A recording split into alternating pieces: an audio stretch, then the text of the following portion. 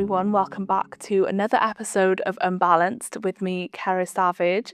How are we all? I'm very excited because today we're in Leeds and I'm here with someone that I think we've been friends for about 3 years now, and this is the first time we've actually met in person. So you can imagine my excitement to bring on Charley. Hello. Hello, it's great to be here. No, I'm great.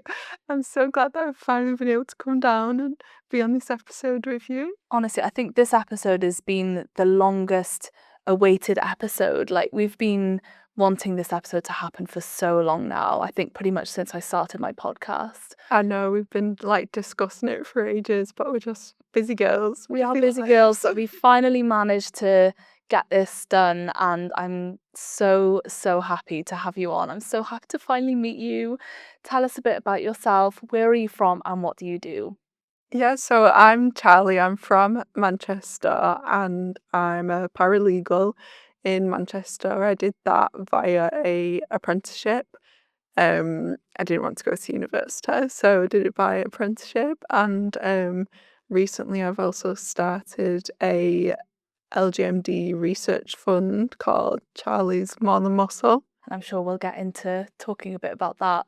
How did we meet? Was it online? It was online, wasn't it? I think I reached out to you after I saw MDUK reshare your podcast. And I was like, oh wow, this girl also has LGMD like me. And I think I followed you and reached out to you, but yeah. Yeah, 3 years ago now, over 3 years ago. So it's so nice because we've just had each other to relate to for the past 3 years. And I think since starting the podcast, like just reaching out to people and finding our community online has just been incredible. And seeing it grow, like if you look back like 3 years ago, we barely knew anyone else with LGMD, and now there's like so many people out there, which is crazy.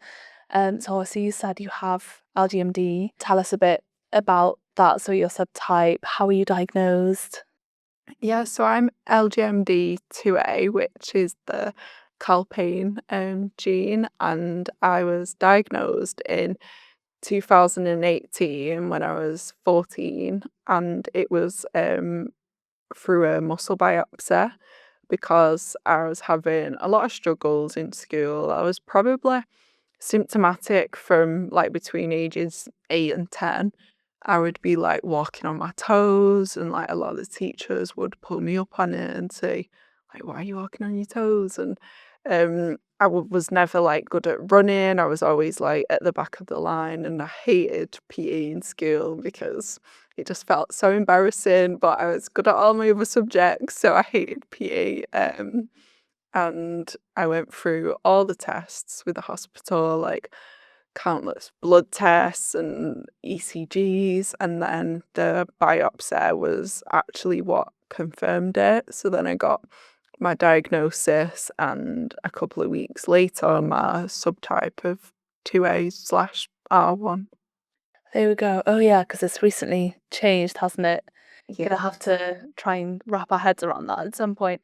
Okay, well, sounds very familiar, not like in PE, and it actually wasn't our fault in the end because I thought for a while that maybe I just wasn't cut out to do PE, but turns out it was an underlying thing.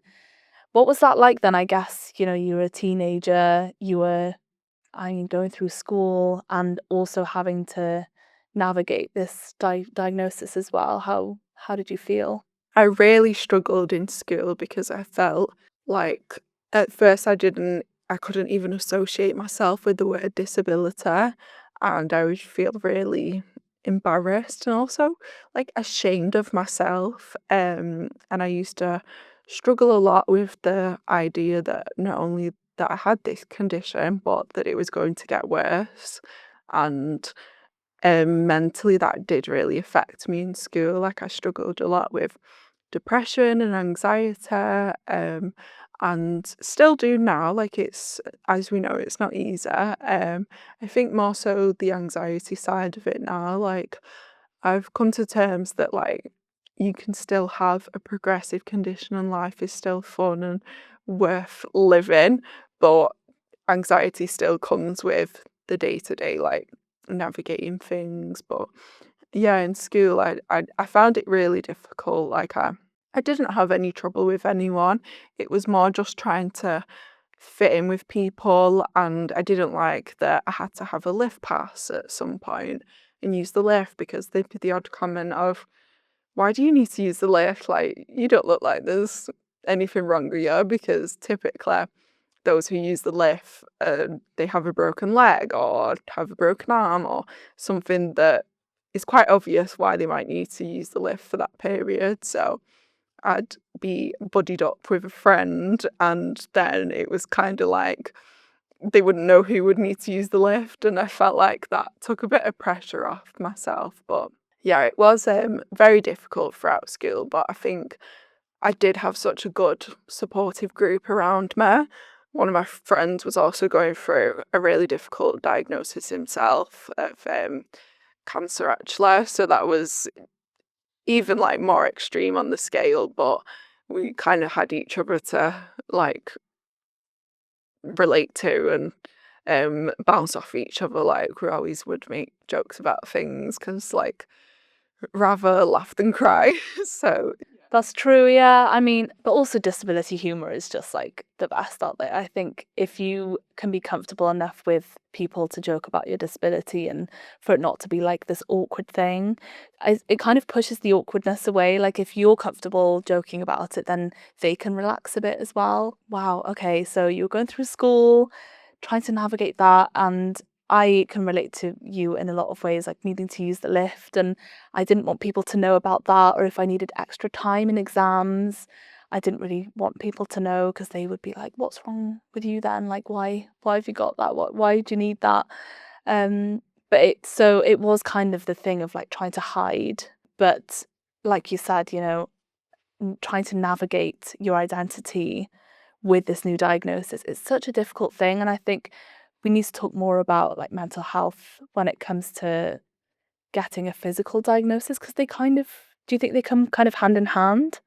yeah, 100% for me. I think like I could accept that I couldn't walk up the stairs physically, like it wouldn't keep me up at night that, oh, I can't walk up the stairs, but it would keep me up at night of, I'm going to get worse. And people look at me sometimes and people point out my walk. And I think, like you said, as a teenager, you're going through enough problems anyway, without having a progressive condition or disability or anything. So having a diagnosis like that, you almost feel like you've got a big sign on your head saying, everyone look at me. And that's something that I'd really struggle with, because I just wanted to blend in, maybe stand out for the right reasons, but to me that felt like a wrong reason to stand out. It felt like that something was wrong with me that I wanted to be fixed, and obviously part of that, like the no cure or anything, like I'm naturally a fixer. If there's something wrong, I want to find like resolution to it. So that in school also made me feel like that there's no hope, pretty much. There's no hope for me. So yeah, definitely it was difficult. I feel for you, but I'm really glad in a way, even though it's like such a sad situation, that you had someone that you could relate with. Because when I started university, I really struggled like to start opening up about it. But I was like, I'm gonna have to do it. If it's gonna be obvious anyway, I'm gonna have to just like tell people about it. And one of my closest friends, who I shared accommodation with in the first year, I think we were on a night out or something, and I was like, "Oh, I've got a disability, like just a heads up." And she told me that she really struggles badly with endometriosis, and she also has to, leave nights out early, or she also has like really bad pain days. And we actually could relate to each other in a lot of ways. And that immediately made me feel so much better knowing that there was someone else out there. Because often you feel like, especially like a teenager, when you're trying to fit in, and going into adulthood, then you don't really know of many other people your age that's like struggling with stuff, but actually it is kind of all around you, isn't it? Yeah, no, 100%. I think that like helps the battle like so much when you feel like you've got people around you who you can count on, have a joke with, and like I used to be able to leave lessons 5 minutes earlier just to avoid the chaos of corridors, of me getting potentially knocked over. So me and my friend, we'd pretend to like run up and down the stairs whilst like the corridors were empty, and um, just things like that. It makes you think like, you know what, I can get through this school day, because it was like one day at a time. Like after a diagnosis like that, I think you're suddenly thinking so many years into the future, and especially being told that one day I'll potentially be in a wheelchair or be using a wheelchair, that felt like a massive kick in the teeth, because at the time I could still like do stairs. I still had to do a flight of stairs in my house. Like with school, the only issue was the rush of people, but I could still do the stairs if no one was there. So yeah, it really does help when you have someone to relate to and joke about things. Like we always have so many jokes in my friendship group. If someone drops something on the floor, they'll say, "Charley, pick it up." So knowing that I can't bend down, but even at home, like yeah, we laugh about it, and that's like what makes it so much easier, definitely. Yeah, I love that so much. But now we are both in our 20s. We've gone through school, we made it out alive. And for me, when I was in school, I always thought like I'll be in a wheelchair in the future, but not yet. Like that feels so far away. But obviously, we are both ambulatory wheelchair users, I guess you could say. Like we both depend on it sometimes.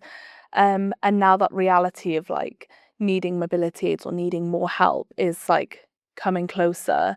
But actually, like you said, I think we're realizing that we're still living our lives, we're still having a good time. For me, I think in my head, I always thought like, oh, that'll be when my life kind of like dies down a little bit or when I'll stop having fun. But actually, I think we're having even more fun now because we know our limits, first of all, but also we know that there are things to help us still give us our freedom. How are you doing now? Like, how are you like most affected, would you say? I'd say the biggest struggle for me recently has been not being able to get up off chairs. Like this chair, for example, I wouldn't be able to get up from. So I can't help you, so we're just gonna have to yeah, stay here. I'll stay here. I'll stay the night. But I think things like that, it limits your independence and being able to rely on someone. Like, unfortunately, out and about, there's no like quick fix to get up from a chair. Like, sometimes using a stick I'll use, sometimes that can help, like walking and balance, and stop me from reaching out for things when I usually use like the walls or anything for support. So the chairs, like that's become a big issue because it's felt like there are chairs everywhere. Like the second something becomes difficult, it feels like it's everywhere. Like stairs were everywhere. And then now I've been able to adapt to like, I don't know, you don't need to use the stairs everywhere, and find different places. Whereas chairs, like it's hard because it's relying on someone to help me all the time. And sometimes like I will use a wheelchair for places, like coming here today. I wouldn't have been able to navigate like the busy streets of Leeds and walking. Like I'd be physically, I think if the whole place was empty, a ghost town, I would be able to walk it because I could take my own time. And but it's all the like factors around it, that even the weather, like if it's a bit windy, I can feel like it knocks my balance and it makes me unbalanced, things like that.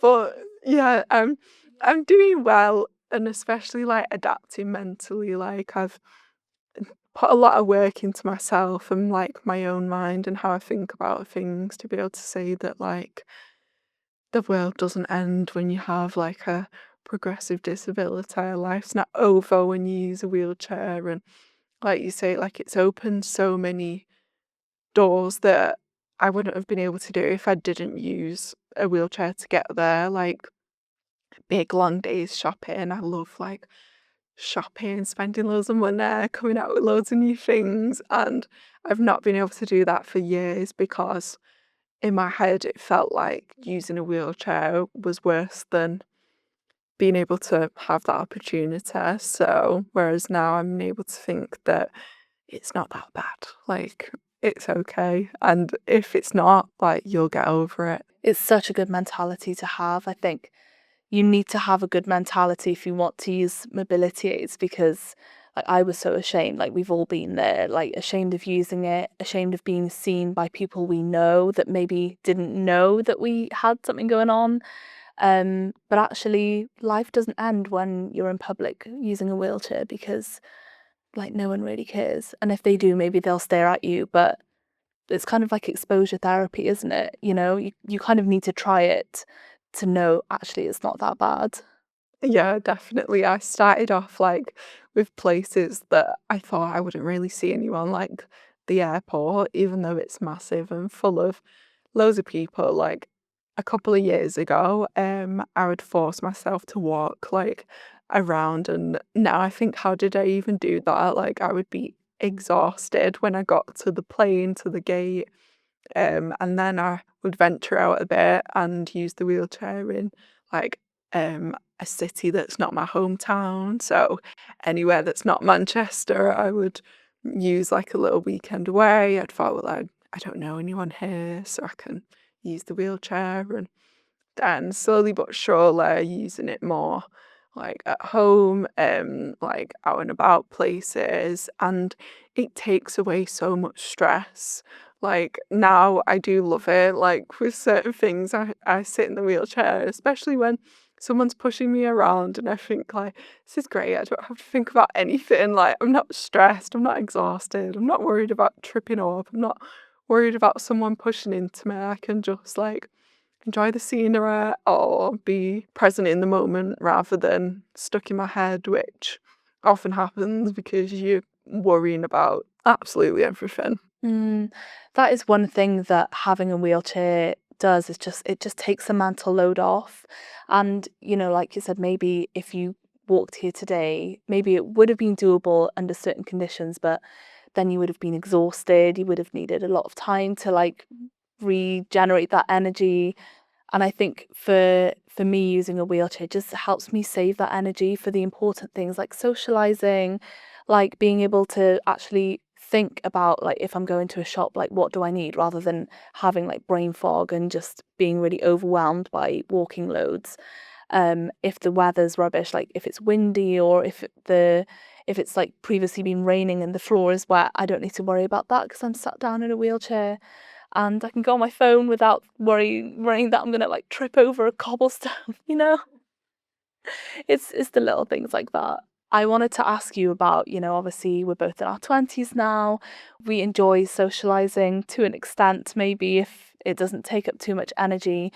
Do you go out that often, and like how would you navigate, I guess, the spontaneity of going out or going to restaurants and things? Yeah, I think I do struggle with spontaneity. I don't know if that's an LGMD thing or a personality thing. Like sometimes if my friends will drop on there like, we're going out tonight, do you want to come?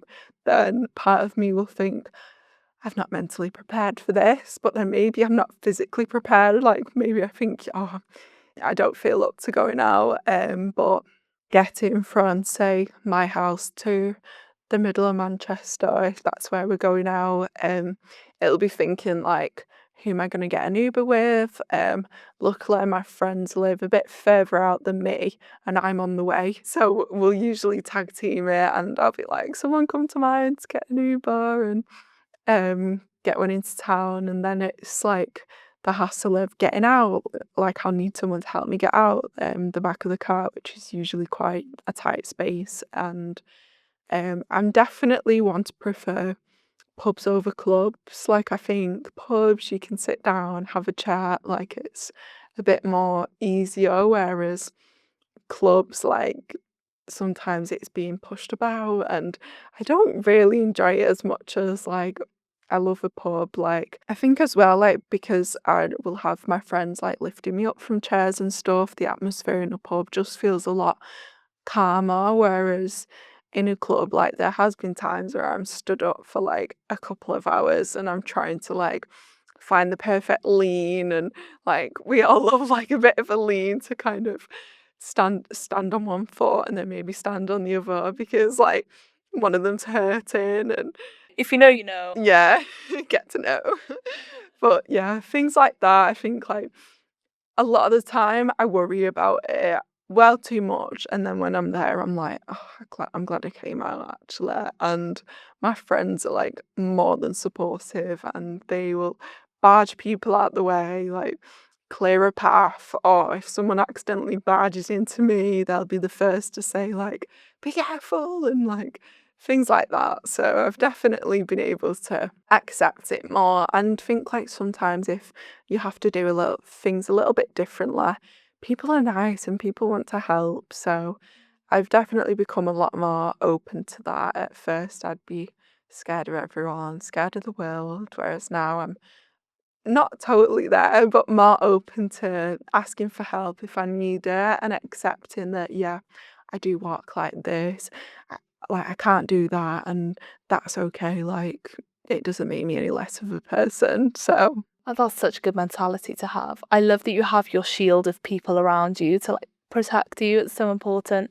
I definitely have had my fair share of people helping me, especially in like busy places like clubs or like busy bars where I've fallen over and like suddenly there's like a swarm of people around me that's like trying to help me and they all give me a hand and I'm like, that's not going to do anything. You're going to have to lift me like all the way up. As if I was a really drunk person, which I promise most of the time I'm not. I've had that before actually. I've been, um, like, say I'm trying to go into a bar or a club, someone's like, and I'm linking on to my friends as like a bit of a crutch. Someone's like a bouncer or whoever on the door has said, like, oh, like she can't come in, she's too drunk. And I'll say, I'm not, I promise, like I don't really drink much, like but That's yeah. discrimination, actually. Yeah. Usually when I explain they're like, oh okay, let me in. But yeah, I have had that before, assuming that I'm drunk. That's so bad. And it's bad that it still happens, but hopefully that's something that can change with a bit more awareness. I think it's a sign of maturity that we prefer pubs over clubs anyway. I don't think we're missing out. I think if we've been to clubs, we know what it's like. Like we don't need to do it again. We've done it. We've had that phase. And for me, it just like brings like so much anxiety. Like there's nothing visible apart from like obviously the way I walk, but if I was just stood in a club, like people wouldn't know that I had a disability to be careful around me. And, you know, obviously people shove each other, knock into each other. I'd be down like that if someone bumped into me. I've fallen one too many times to, make clubs worth it, to be honest. So I just love going somewhere to just sit down, have a drink and sit down and have a chat with whoever's around and they can go and get the drinks and carry the drinks back to the table because there's no way I'm risking that. And I think when we get to like we said, we're busy girls, when you get to your 20s, it's hard to find a date that like all your friends can fit anyway. So then you don't want to be in like a busy loud club, like you say, you do want to be sat down having like a chat and natter about things and catching up. I think we've both kind of bonded over really embracing the slow life. I have like gotten a lot of inspiration from you because I know you know how to do self-care evenings, right? That's one thing you're really good at. I often get told like, you should be going out, embracing life, just like living life to the full and just like going crazy because you're so young, like just go out and do whatever. But actually, I think it's important to take care of your body in that way and to have those slow evenings and that slow months, I guess, without going out. Yeah, definitely. As much as like I love like a weekend out, getting ready, I also have grown to really enjoy a weekend in and like planning things. Like I've said to you before, I love making my own little spa night and we need these like self-care things to not only feel good physically but mentally as well. I think planning things at home, like I've got so many little hobbies that I do and it just makes home life fun. And now I don't really get FOMO anymore. Like, say, I used to in the past, if like there was something that I was really like exhausted or I just couldn't physically make it, then I'd be really bad FOMO, thinking like, oh, I wish I could go. Like, I hate that I've got this condition. It's stopping me from having fun. Whereas now I'm able to accept a lot more that, like, okay, I'm not going to attend this one, but I can just attend the next one, and I can have a chilled weekend in, and I don't mind that I'm not going to have a sore head tomorrow, or not just a sore head, but a sore everything, sore legs especially. So Absolutely. sometimes it's better to stay in. It's so nice, and I think that is also a mentality thing, like being okay with not doing absolutely everything. I wish I had that mentality in uni. Obviously, I know you didn't go to uni, so maybe you just already like had that mature like mentality, but I don't think I missed a single night out. I'd go out like multiple times a week, wreck my body. Like I'd wake up at like 2, 3 p.m. and feel really like sore and tired and then just get ready and go out that same day. And like thinking about it now, I could not do that now, but that's because I think I've learnt to just, stay in more, and that will make us appreciate when we do actually go out and it doesn't wreck your body, going out all the time. But I think, yeah, it's all about like finding that like kind of in between of still enjoying life, but finding that enjoyment in other things. And it is about adapting to like what we still enjoy and things like that. I know you enjoy doing like spa nights, and you're into your colouring as well. Is that like what else do you find enjoyment in that you've been able to adapt? I think reading, like, recently me and my friends started a little book club where we decided we're going to pick a book a month to like all read, and then we'll have a catch up and discuss it. We've done a couple of books so far, but I enjoy reading. I think with my job as a paralegal, I'm on screens, and then sometimes like you finish work and then you're watching TV and it's more screens, and reading. Like, I'm not yet to start the Kindle world, so I'm still a physical book girl. But I love reading. I love like I've always loved reading since I was dead little. Or like the childhood special books. Whereas now, like, I'll read anything. I do love a lot of my self-help books as well, and I think that's probably contributed like massively to my mindset. So many authors who've gone through really difficult periods and came out and said like that nothing lasts forever, like everything's temporary, especially feelings. Like if you can feel like you're in the worst moment ever, you'll get past it and you'll go through it, and like you'll come out the other side even stronger. So I love doing like all bits of self-growth work, I call it, like journaling, manifesting, vision boards for the year, like writing down goals. And it also helps me realize that, like, yeah, I might not be able to walk up a flight of stairs, and maybe I'm losing the ability to do certain things that's out of my control, but there's so much that I can control and so much that I can achieve. I think I'm quite motivated, especially, like LGMD and stuff aside. Like I love being busy. I love like having projects to work on, and it gives you like like a fire, like something that you want to work towards in life, and it gives you like a purpose, I guess. But I really love like your like attitude towards like accepting it like mentally and kind of reclaiming that strength, because you can feel like you're being beaten by LGMD quite a lot, but you're kind of reclaiming that narrative that no, you are in control. This is how you're going to deal with it. This is the outlook you're going to have on it. And I think that's so important. And I think like you should, I guess, pat yourself on the back for harnessing that mentality from quite a young age, because I know I get a lot of people with like LGMD or other disabilities saying that in their 20s, like they just didn't want to think about it at all. And I think it's good to kind of tap into that sooner rather than later so that we can kind of be on the same page as our bodies. Do you know what I mean?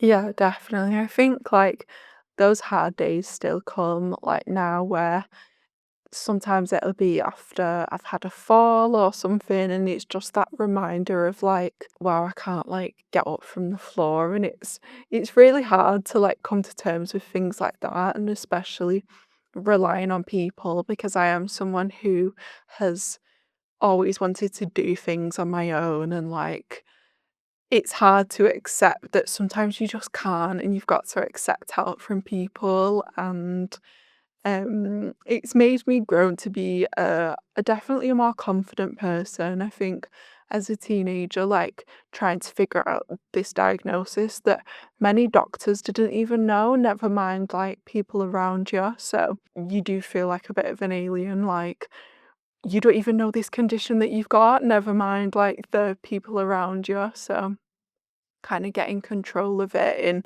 ways like that was, yeah, really helpful. And you've also managed to channel that energy into fundraising, and you started Charley's More Than Muscle. When did you start that? So I had that idea quite a while back that I've always said, and I've said to you as well, that I want to do something a little bit more, but I'm just not sure about what to do. Like back in 2023, I did a bungee jump and raised like over £1,000 for charity, just towards like muscular dystrophies in general. But I want something more LGMD focused because, like, as we know, like the muscular dystrophies are so specific to LGMDs, like our hips and shoulders, like it's very specific, as in like the struggles that we can relate with. So I looked into creating a research fund, like a family fund. So we was going through our names, what could we call it? And then I love like the idea of like how I'm more than this condition, like because there are so many times where I thought that I'm defined by this and it's all of me, but I'm more than that. And obviously, we know the weakness is our muscles. So, more than muscle was just had to be the name. So, Charlie's More Than Muscle just kind of adds like my own personal touch to it. And yes, we've raised over £1,000 already, and I'm yet to hold my first event. So I think like we've made such a good start, and it's a great like idea as well for people to be able to get involved too. Like the bungee jump was something that I did on my own, but I've had people come to me and say like they'd like to be able to help, like how can they do it? So we're going to get like so many events and things put in the calendar all for fundraising. And not only that, it makes you feel good. Like we all like to give to charity, and being able to just like be a part of something like this that like I've created myself, it just feels amazing. And hopefully like all this going towards like focusing on research towards LGMD conditions, hopefully like the future is beneficial to us. But yeah, like we never know. I mean, you can never do too much fundraising or too much research, so every little helps. And I think because LGMD is such a rare condition, it's not one of the most like focused conditions that people want to research. So I think it's so important what you're doing, and especially in the UK as well, just having something more LGMD focused yeah, it will benefit everyone. And I'm so proud of you for starting that. I know that you've wanted to do something like this for so long, and we've been chatting about, what our dreams are for the future and what we want to do. Like, I think we're both two young women who want to turn something that's quite rubbish, having LGMD, into something positive. And I think you already like using your voice and sharing your experiences and wanting to raise awareness and being that hub that people can contribute towards in any which way. I think it's so important, and it's so needed as well. So yeah, congratulations for that and the work you've done so far. Thank you. No, like you say, like I think we both just have those mindsets of like, if you can't change something, change how you react to it. And it's something that I continuously say to myself. And like, I've wrote like blog posts before, and pieces for different like rare disease platforms. And I always say that like, you can't pick the cards that you're dealt with. So change how you react to them. And this is something that like we unfortunately can't control, but we can control how we react to it, and how like, yeah, it's not great being unique in this way, but sometimes you can really use it for good, like starting a podcast, starting a fundraiser. There are things that like we can use to our advantage. As rubbish as it is, there are like there's light at the end of the tunnel. So LGMD can take away a lot from our lives, but it's not going to take our voices away. yeah, And our brains. yeah, our brains for sure. Speaking of brains, paralegal is like insane. Please tell me a bit about that. Like, how did you get into it? How are you finding working as a paralegal?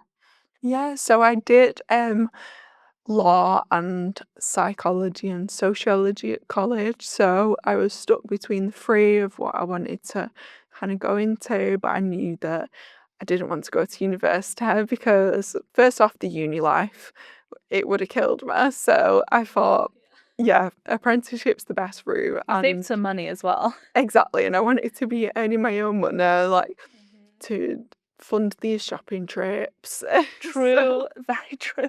They're not going to fund themselves. exactly. So, a paralegal apprenticeship, like there's a lot of talk about, at the time, about law fluencers, they're called, like people in law, and I would follow quite a few of them and how they took like the apprenticeship route. And yeah, I work for quite a pretty big corporate firm, so it's great, and it's great to be involved with such like big cases, and like the workload can be hectic, but I also quite like it, like involved with different things, especially things that sometimes appear in the media. Then I can think in the background, oh, I worked on that. And Oh, that's so even if cool. it's just some of the like more, I say like paralegal is more where admin meets law. So you kind of that like assistance role, but it's great to just have like that bit of contribution. But yeah, I do really enjoy it, and I think like I've always been someone who like the career world is so vast. And if say in the future I change my mind, then like I could do that. I'm not the type of person who'd want to be stuck in the same career if I felt like that it wasn't my place to be there anymore. But I am really enjoying it, and I think like being part of a big company, like they're so accepting and so helpful with reasonable adjustments and things like that. I'm able to work from home most of the time, which massively benefits me. So it's great. It's really good. That's so cool. So you not only are you doing all these different things, you're also a corporate girly, which I love, and I'm so glad that you're in somewhere that will support you. And I feel like big companies like that, they have procedures in place to support like people with any kind of needs.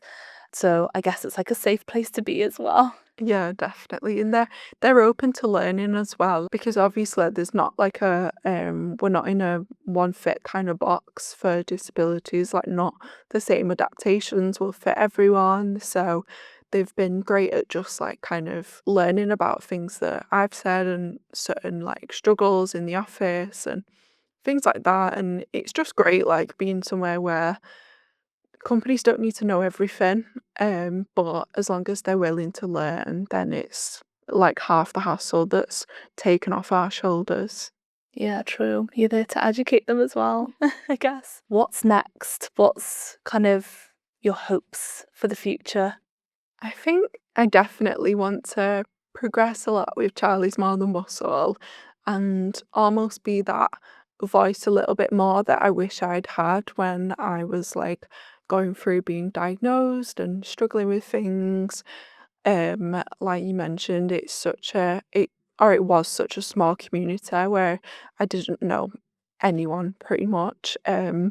Whereas like now, there's been so many people that like we've been able to find, and not just LGMD, but just MD like in the wider community, even people like that. I really struggle to kind of find my community. So I'm so glad that I've been able to do that now. So I'm hoping that with Charlie's More Than Muscle, we can expand more, fundraise more, get involved with different events. Like later on this year, I'm holding a big fundraiser where I'm like getting raffle prizes and things like that. And it's really rewarding to be a part of it. So I'm excited to see where we can develop with that. And also not just the fun generally, but myself, what more can I do like within this community, and also getting involved with the different people within it who are like, I feel like we're such a motivated community. Like,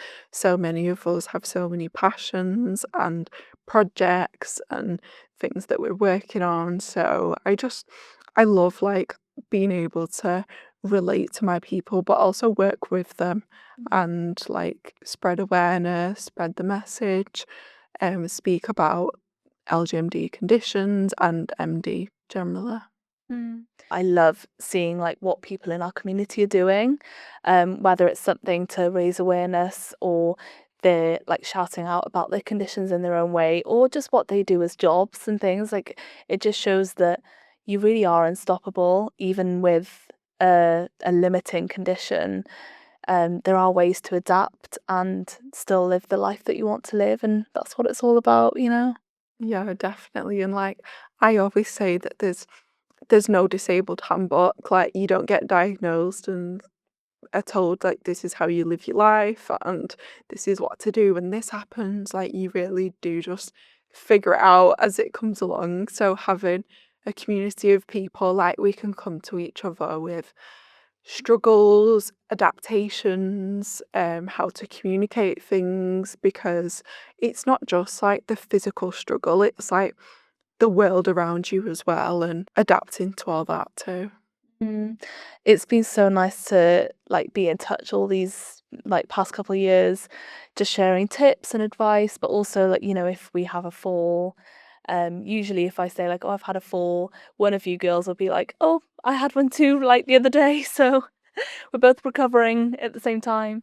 But also just to share like hacks and tricks that maybe the doctors wouldn't know about because they don't have the lived experience. Like there's nothing like talking to someone with the same lived experience as you. Yeah, it's so nice as well, like seeing someone and thinking, I walk like that, or I move like that, I do that, I tie my hair up like that, because sometimes like I do these things, but then I forget how like strange it might look to someone else. So I've accepted that people stare, and like it's no wonder, like sometimes I do things really oddly, that it's just the way my body and like myself has adapted to it.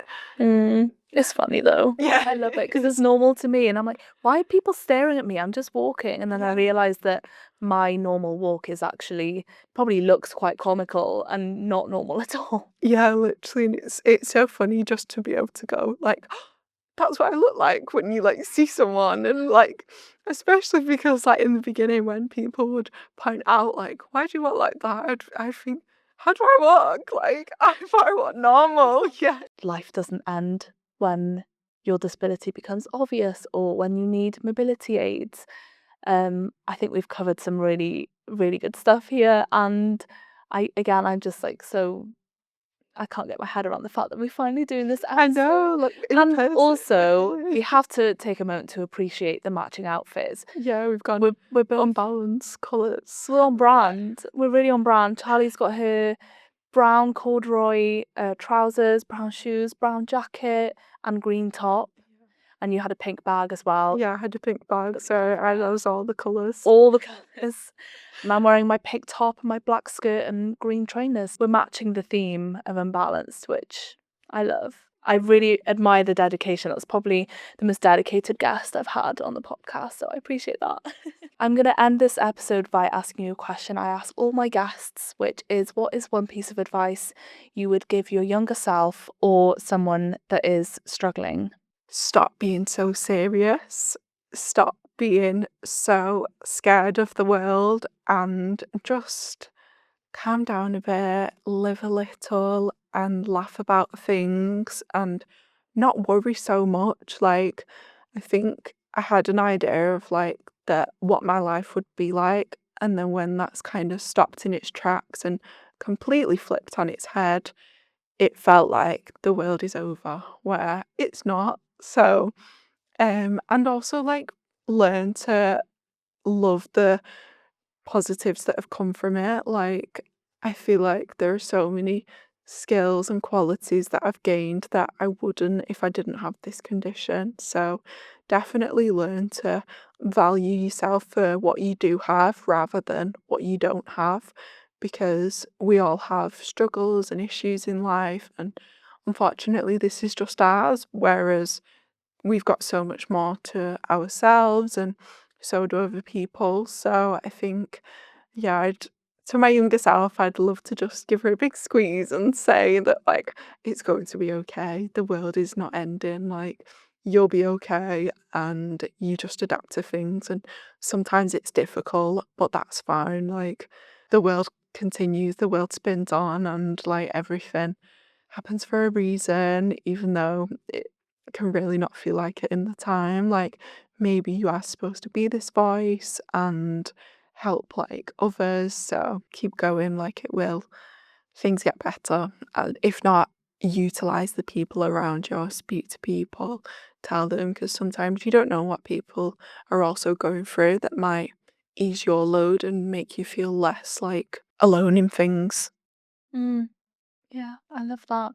And you're doing your younger self so proud. I think if she saw you'd done to utilize and make the most of this condition, like she'd be so, so proud and just like amazed at what you've done. And I'm sure she'll be amazed at what you will continue to do in the future that we don't even know about yet. Well, yeah, like appearing on podcast episodes. As a friend, I am so, so proud of you, and I cannot wait to see where you go from here and how you continue to grow and just really help our community. Yeah, you're so, so special, and I'm so proud to call you a friend. No, thank you for inviting me on here. I've absolutely loved it. It's been such a long time coming, and it's so nice that we've been able to like sit down and do this and struggle to get up. Yeah, I know. Well, yeah, if your mum doesn't mind, she may need to pick me up as well. Thank you guys so much for listening to this episode. If you enjoyed it, don't forget to give the episode a like if you're watching on YouTube, and to subscribe and to rate the podcast 5 stars on your favourite podcast platform. Thank you so much to BridgeBio and Cure LGMD2I for sponsoring this podcast. Your support means the world to me. I will speak to you guys very soon in another episode. But until then, bye!